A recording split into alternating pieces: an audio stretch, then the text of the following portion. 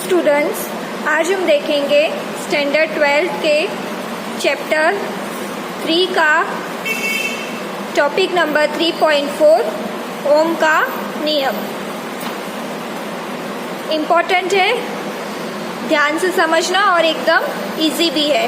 तो चलिए हम स्टार्ट करते हैं अपना ओम का नियम। इसके पिछले वीडियो में हमने विद्युत धारा और चालक में विद्युत धारा की बात करी थी। अब इस वीडियो में हम ओम के नियम के बारे में बात करेंगे। तो ओम का नियम होता क्या है, सबसे पहले हम देखेंगे कि धारा सबसे पहले किसने दी थी। तो विद्युत धारा सबसे पहले यहाँ पे हम लिखते हैं, विद्युत धारा सबसे पहले दी थी G.S. ओम ने। ठीक है, हम जो चैप्टर पढ़ रहे हैं विद्युत धारा का है।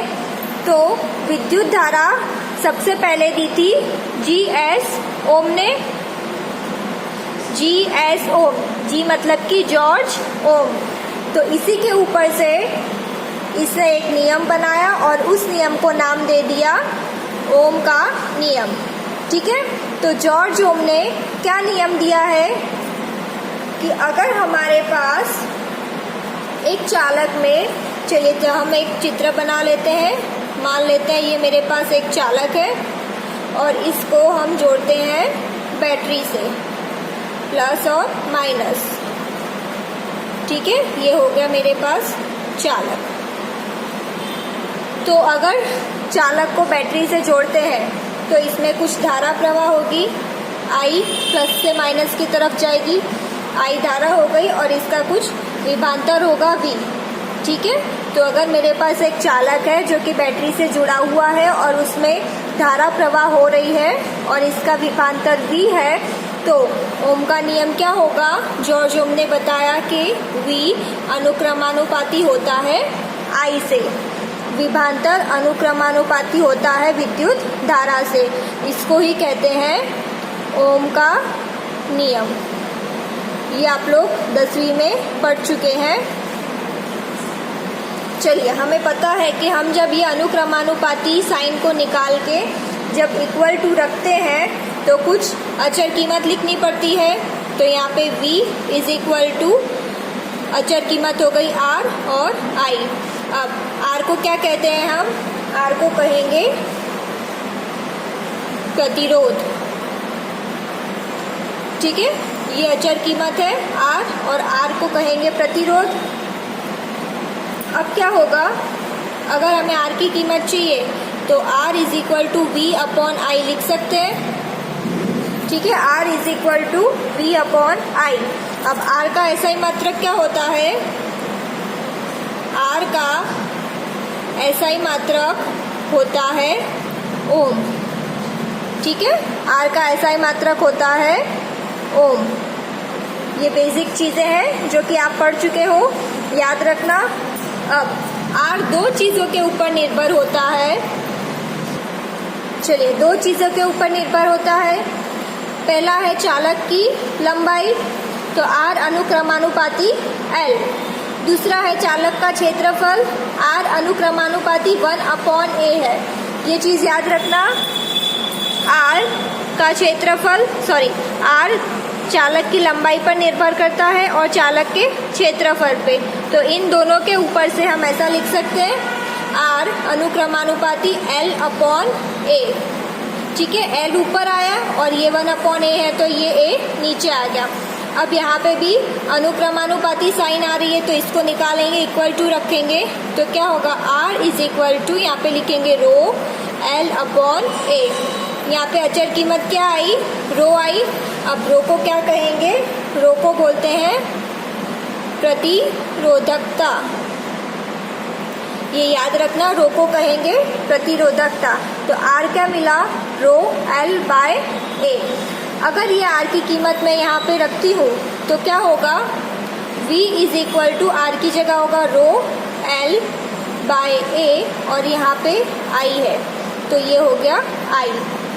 ठीक है, अब यहाँ पे एक और दूसरी चीज हम सीख रहे हैं कि I अपॉन A क्या होता है,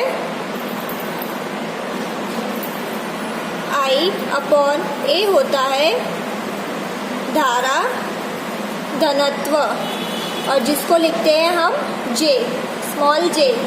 ठीक है, तो हम I अपॉन A को लिखेंगे J, तो ये हो जाएगा मेरा रो L गुणा J। ये भी मिल गया, रो L गुणा J। और धारा घनत्व का ऐसा ही मात्रक होता है एम्पियर अपॉन मीटर स्क्वायर। ठीक है, I का एम्पियर और A का मीटर स्क्वायर, तो धारा घनत्व का मात्रक हो गया एम्पियर अपॉन मीटर स्क्वायर, और मेरा विभांतर हो गया रो L गुणा J। इतना समझ में आया।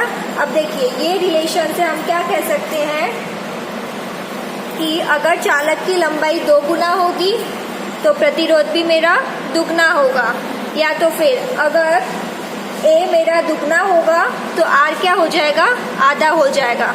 ठीक है, तो ये रिलेशन के ऊपर से हम कह सकते हैं कि लंबाई जैसे जैसे बदलेगी, लंबाई बढ़ेगी तो प्रतिरोध बढ़ेगा, या तो फिर अगर क्षेत्रफल बढ़ता है तो प्रतिरोध घटता है।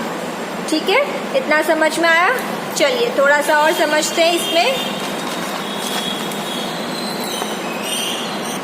चलिए अब मान लेते हैं कि हमारे पास एक समान विद्युत क्षेत्र E के किसी चालक की लंबाई L है। ठीक है, चालक की लंबाई L है, तो इस चालक के सिरों के बीच विभवांतर का परिणाम कितना होगा, EL। ठीक है, वापस से एक बार, अगर मेरे पास विद्युत क्षेत्र E के चालक की लंबाई L है, तो उस चालक के दोनों सिरों के बीच के विभवांतर का परिणाम होगा EL। ठीक है, तो इसको हम किस प्रकार लिखेंगे, EL is equal to J rho L। समझ में आया, EL is equal to J rho L। इस वाले रिलेशन से हमने लिखा है, विभवांतर का परिणाम मेरा आया EL, तो यहाँ पे EL लिखा और ये हो गया J रो L। चलिए, तो इसको हम किस प्रकार लिखेंगे, LL कैंसल, तो क्या मिला, E is equal to J रो।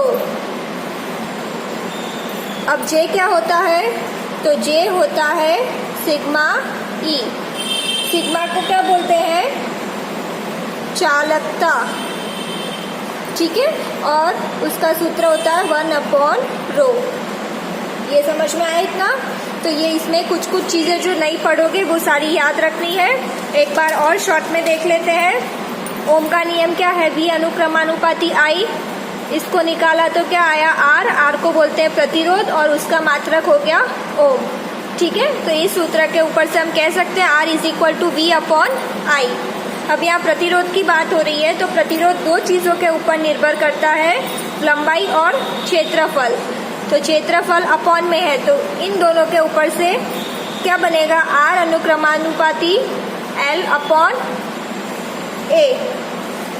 इसको निकालेंगे तो रो आएगा, तो मेरा सूत्र बना रो L अपॉन A। ये R की कीमत अगर मैं यहाँ पे रखती हूँ तो V is equal to rho L I upon A।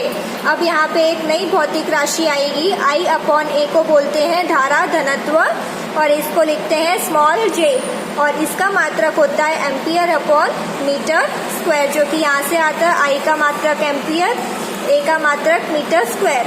तो ये हो गया एम्पियर अपॉन मीटर स्क्वायर। तो ये सूत्र क्या बन गया मेरा, रो L, और ये हो गया J, तो रो L J हो गया।